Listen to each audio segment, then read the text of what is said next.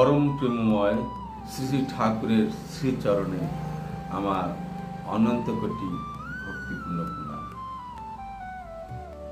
পরম পূজ্যপাদ শ্রী শ্রী আচার্যদেবের শ্রীচরণ প্রান্তে আমার অনন্ত কোটি ভক্তিপূর্ণ প্রণাম। সকল দাদা ও মায়েদেরকে আমার সুপ্রভাত, অন্তরকাড়া জয় গুরু। আশা করি সকলে ভালো আছে, আর যাতে আপনারা সকলে ভালোতে থাকেন সেটাই পরম দয়ালের রাঙারা চরণে প্রার্থনা রাখি। আজকে আমরা আবার প্রসঙ্গ সত্যানুসরণের কিছু অংশ পাঠ করে শুনব। দুঃখ কারো প্রকৃতিগত নয় গো, তাকে ইচ্ছা করলেই তাড়িয়ে দেওয়া যেতে পারে। দুঃখ কারো প্রকৃতিগত নয় গো, তাকে ইচ্ছে করলেই তাড়িয়ে দেওয়া যেতে পারে। শ্রী শ্রী পিতৃদেবের নির্দেশে হরিপদদা বলতে শুরু করলেন, দুঃখ কেউ নিয়ে আসে না, সব মানুষই সমান। দুঃখ মানুষের সৃষ্টি, দুঃখ মানুষের সৃষ্টি। শ্রী শ্রী পিতৃদেব সবাই সমান কি করে? কেউ হয়তো জন্মগ্রহণ করে এক ফোঁটা মধু পায় না, আবার কেউ মুখে গোল্ডেন স্পুন, সোনার চামচ নিয়েই জন্মায়। এরকম তো হামেশা দেখা যায়। পরিবেশের তো একটা ইনফ্লুয়েন্স থাকবেই। গুরু কিঙ্কর দা, যখন শিশু থাকে তখন সুখ দুঃখ কিছুই অনুভব করতে পারে না। শিশুর কাছে সুখ দুঃখ সবই তো সমান। শ্রী শ্রী পিতৃদেব, শিশুও পিঁপড়ে কামড়ালে, মশায় কামড়ালে কাঁদে। এটা যে প্রকৃতিগত নয় ধরে নেব কি করে? এক্সাম্পল দিয়ে বিচার করবি তো হরিপদদা? তাহলে মানুষের উপর পরিবেশের প্রভাব থাকায় তা হচ্ছে।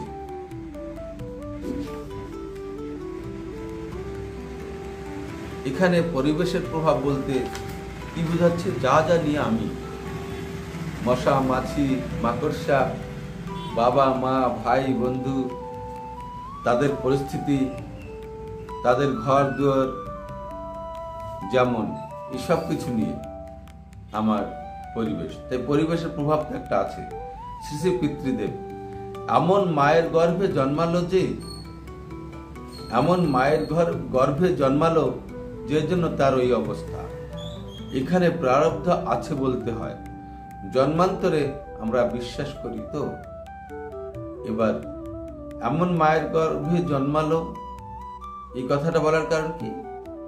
কেউ হয়তো সোনার চামচ মুখে নিয়ে জন্মায়, আর কেউ হয়তো এক ফোঁটা মধুও পায় না। এই যে কথাটা বললেন, এখানে এই এমন মা বলতে গেলে এই দুজন মা এই বোঝাচ্ছে। তো আমাদের কর্মফল অনুসারে এখানে বলছেন প্রারব্ধ আছে তো, জন্মান্তরে বিশ্বাস করি তো। যদি আমরা জন্মান্তরে বিশ্বাস করি, তাহলে আমরা যে কর্ম করেছি এর পূর্বে, সেই কর্ম অনুসারে তার ফল, এবং তার ফল অনুসারেই আমাদের জন্ম, কোথায় কার ঘরে কি পরিস্থিতি হবে সেটা নির্ধারিত হয়। হরিপদদা বলছেন, আজ্ঞে করি শ্রী শ্রী পিতৃদেব, জন্মান্তরে বিশ্বাস করিস, ঠাকুরের বাণীও স্বীকার করিস, দুটো মিল করে দে, আলোচনা করে বুঝিয়ে দে। আগে প্রমাণ কর দুঃখ প্রকৃতিগত নয়, তারপর বলবি ইচ্ছা করলেই তাড়িয়ে দেওয়া যায়। হরিপদদা, আগে কিছু চাইতে গিয়েই দুঃখ আসে। দুঃখ দেওয়ার জন্যই, দুঃখ চাওয়ার জন্যই জন্মাবার সঙ্গে সঙ্গেই চাওয়া আসে না। শ্রী শ্রী পিতৃদেব, পৃথিবীতে আসতে আসতেই চাওয়া আসে না ঠিকই, কিন্তু পরিবেশ পরিস্থিতি রয়েছে দুঃখ যে প্রকৃতিগত নয় এটাই প্রমাণ করতে হবে। পূর্বোক্ত উদাহরণ ধরে ওই দুটি ছেলের ক্ষেত্রে প্রথম ছেলেটি দ্বিতীয় ছেলের স্থানে এনে ফেললে কাঁদবে না। প্রথম ছেলেটি অর্থাৎ যে এক ফোঁটা মধুও পায় না, আর দ্বিতীয় ছেলেটি যে চামচ নিয়ে জন্মায়, সোনার চামচ নিয়ে মুখে নিয়ে জন্মায়। দ্বিতীয় ছেলেকে প্রথম ছেলের স্থানে আনলে কাঁদবে। সোনার চামচ মুখে নিয়ে যে জন্মেছে সে যদি এক ফোঁটা মধু না পাওয়া মায়ের কোলে জন্ম নেয় তাহলে সে কাঁদবে। যতদিন না মন তৈরি হচ্ছে ততদিন এটা হবে। তার অর্থ সোনার চামচ নিয়ে জন্মানো ছেলেটি সে সেইভাবেই তার অভ্যস্ত, তার মন সেইভাবে তৈরি যে আমি সোনার চামচেই খাবো, মধু পাবো। কিন্তু প্রথম ছেলেটি সে মধু পায় না, তাই সেই পরিস্থিতিতে সে তার মনটাকে মানিয়ে নিয়েছে। বাল্যকাল দেখলেই বোঝা যাবে দুঃখ কারো প্রকৃতিগত নয়। তাই দুঃখ কারো প্রকৃতিগত নয়। এও মাটি খায়, ও মাটি খায়। আলো দেখলে এও হাত দিতে যায়, ও হাত দিতে যায়।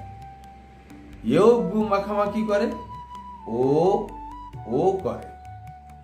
আর মন তৈরি হলে পর একজন ছেলে হয়তো ভালো মাখন পেয়ে বলছে অস্ট্রেলিয়ার মাখন নিয়ে এসো, আর একজন হয়তো মুড়ি খাচ্ছে শুধু বাতাসা দিয়ে, সে মাকে বলছে এত ভালো খাবার আছে নাকি? তোমার কাশ্মীরি শাল আছে, আমার নেই। আমার লোভ হলো, মনে কাশ্মীরি শালের আকাঙ্ক্ষা হলো, আবার তা না পেলেই দুঃখ। হরিপদদা, আগে অনেককে পেটের ভাত জুটানোর জন্য হাড় ভাঙা খাটতে হয়।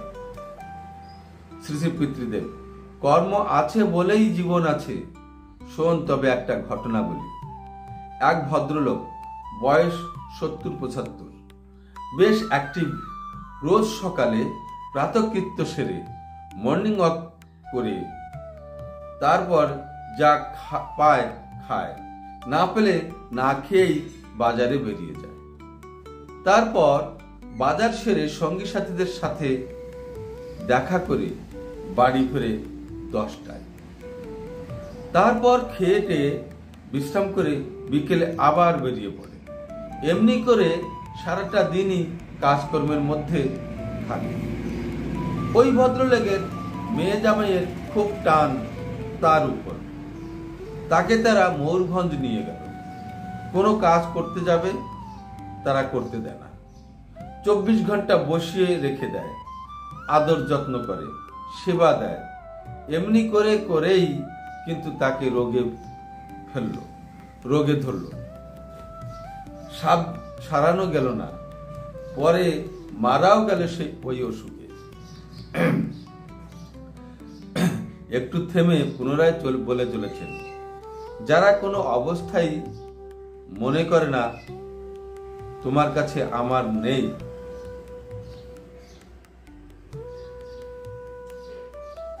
যারা কোনো অবস্থায় মনে করে না তোমার আছে আমার নেই, পরমপিতা তাদের শান্তি দেন। দম্ভ দর্প অভিমান যার যত, সে তত দুঃখ পায়। তার যা আছে তাই তার দুঃখের কারণ হয়ে দাঁড়ায়। আবার মাফলার আছে, মাকে বললাম আমার মাঙ্কি কাপ কিনে দাও। মা বলছে কেন বাবা, তোমার তো মাফলার রয়েছে, মাঙ্কি কাপ কিনে মিছি পয়সা খরচ কেন? ব্যাস অশান্তি। আবার শোক দুঃখ বিপদ আপদ অনেক সময় প্রয়োজন হয়ে পড়ে। পরপিতার ইচ্ছা হলে তাও ভালো। তুমি যদি বোঝো ভালো, যত পারো দুঃখ ঢালো। ব্যথার পরশে ভরে দিয়ে হিয়া আমারই ভালোবাসি। তুমি যদি বোঝো ভালো, যত পারো দুঃখ ঢালো। ব্যথার পরশে ভরে দিয়ে হিয়া আমারই ভালোবাসিও। প্রকৃত ভক্ত যে ব্যথা তাকে বিচলিত করে না, বরং আনন্দিতই করে তোলে।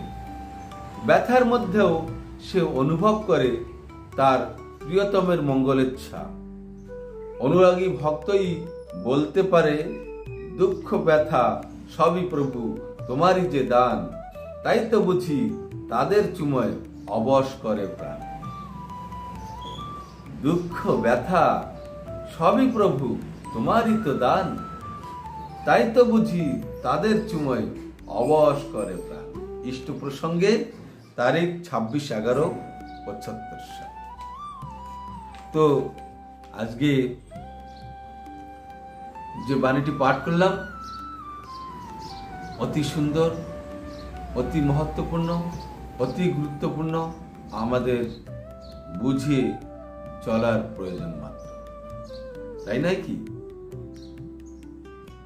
এখানে কি বলছেন শ্রী ঠাকুর আমার? দুঃখ কারো প্রকৃতিগত নয় কো, ইচ্ছা করলেই তাড়িয়ে যাওয়া যেতে পারে। এটা এই বাণীগুলি আমরা কিন্তু ছোটবেলা থেকে, আমি তো কথা ফোটার পর থেকেই, মানে বুঝতে শেখার পর থেকে, পড়তে শেখার পর থেকে, প্রথম সত্যান্বেষণ থেকেই শুরু হয়।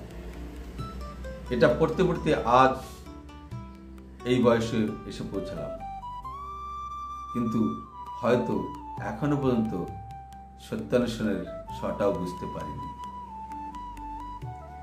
বাণীগুলি মুখস্থ হয়ে আছে, এটা সত্য, কিন্তু তার মধ্যে ঢোকার ক্ষমতা, বোঝার ক্ষমতা,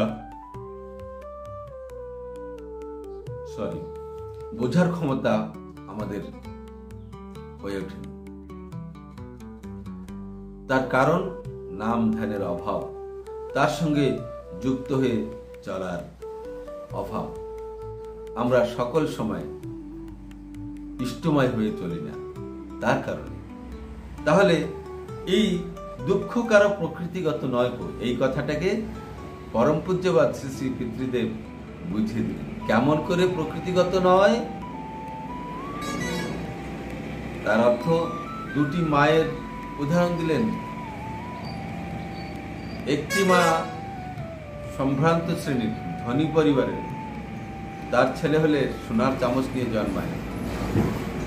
আর একটি মা গরিব, অর্থের অভাব, খাদ্যের অভাব, সেই ঘরে যে ছেলেটি জন্মায় সে এক ফোঁটা মধুও পায় না। এই চামচ নিয়ে যে জন্মায়, সে যদি যেখানে মধু না থাকে সেই ঘরে জন্মায়, সেইখানে যদি দেওয়া হয় তাহলে সে দুঃখ পাবে। সেইখানে নিয়ে যদি রাখা হয় দুঃখ পাবে। তাই বলছে মনটা পরিবেশের দ্বারা প্রভাবিত। শ্রী শ্রী পিতৃদেব বলছেন যে যারা কোনো অবস্থায় মনে করে না তোমার আছে আমার নেই, পরমপিতা তাদের শান্তি দেন। যারা কোনো অবস্থায় মনে করে না তোমার আছে আমার নেই, পরমপিতা তাদের শান্তি দেন। অর্থ, আমাদের ভিতরে যে আকাঙ্ক্ষা, আমরা কারো বাড়ি হয়তো একটা বড় গাড়ি আছে, আমার গাড়ি নেই, আমি মনে মনে সেই গাড়ি পাওয়ার ইচ্ছা করলাম। ওর আছে আমার নেই কেন? এই যে কষ্ট, এই যে পরশ্রী কাতরতা যাদের নেই, আর এটা শুধু মনটা যদি তৈরি হয়ে যায় তাহলে সব ঠিক হয়। আরো বলছেন, তখন আমার দুঃখ আসে। আরো বলছেন, আমার আছে, আমার বাবা বড় লোক, আমরা এমন সব খাদ্য খাই না। নিজের আছে সেই দর্পে চলা। আর কি আমাকে এমন কথা বলল, এটাও দর্প, দম্ভ, অহংকার। অভিমান,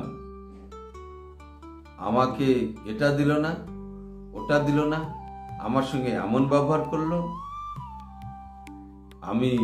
আমার কি কোনো দাম নেই, আমি কি কিছু বুঝি না, আমার বুদ্ধি নেই, আমাকে অপমান করলো।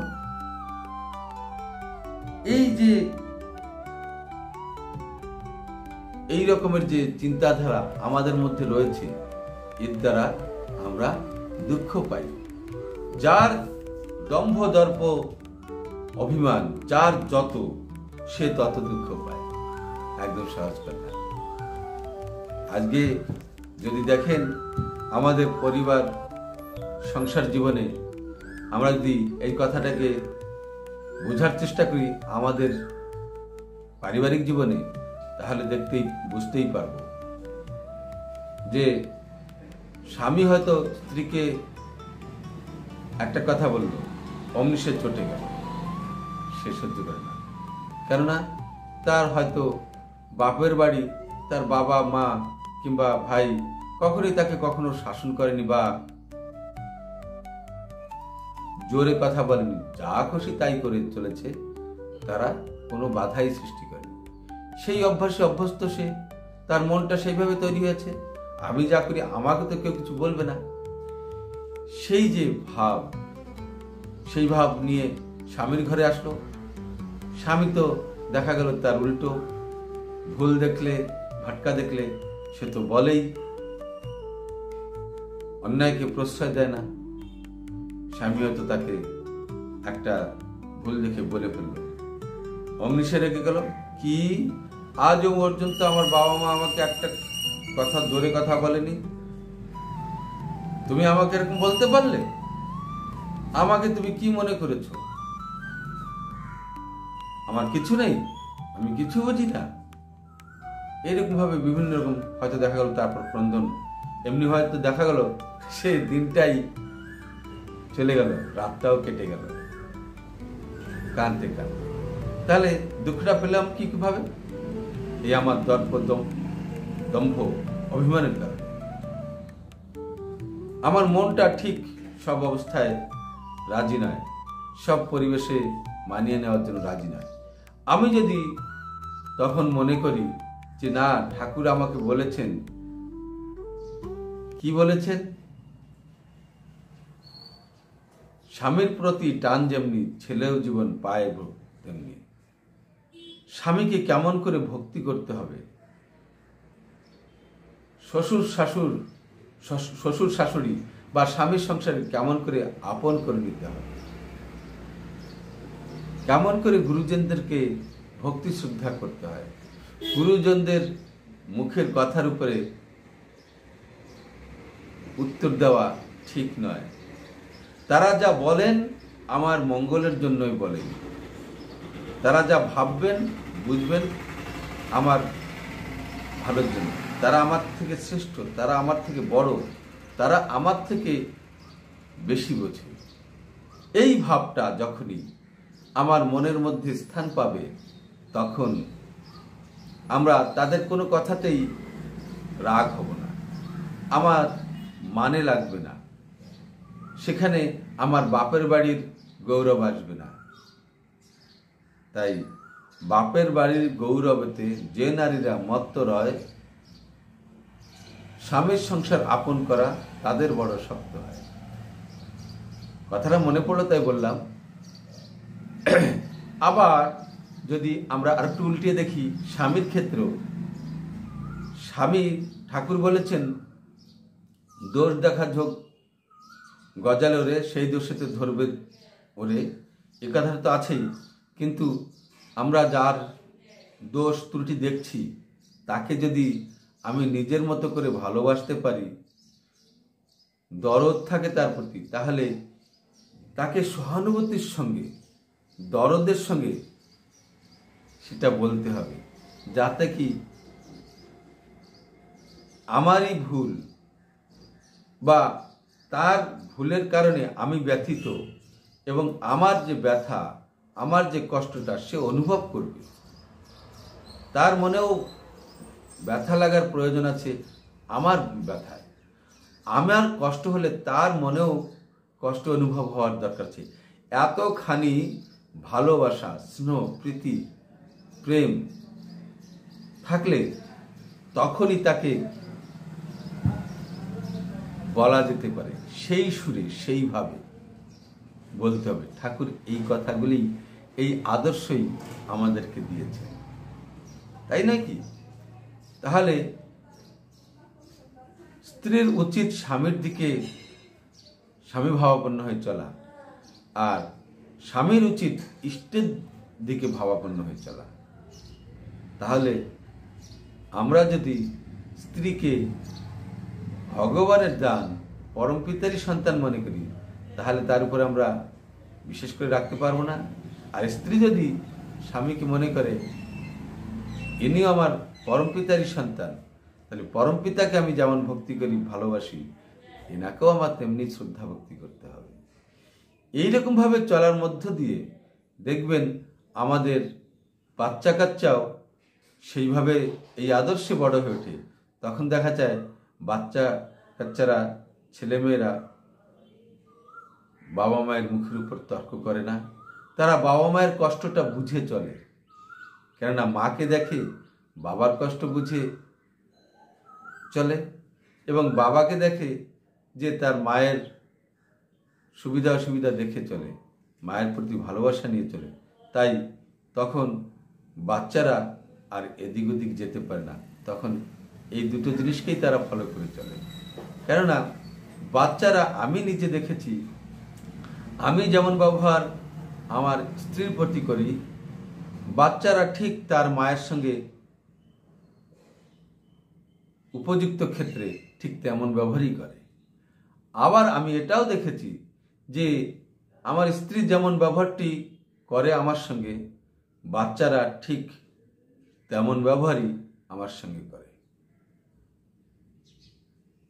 একেবারে হুবহু মিল খেয়ে যায়। আপনারাও দেখবেন তাই।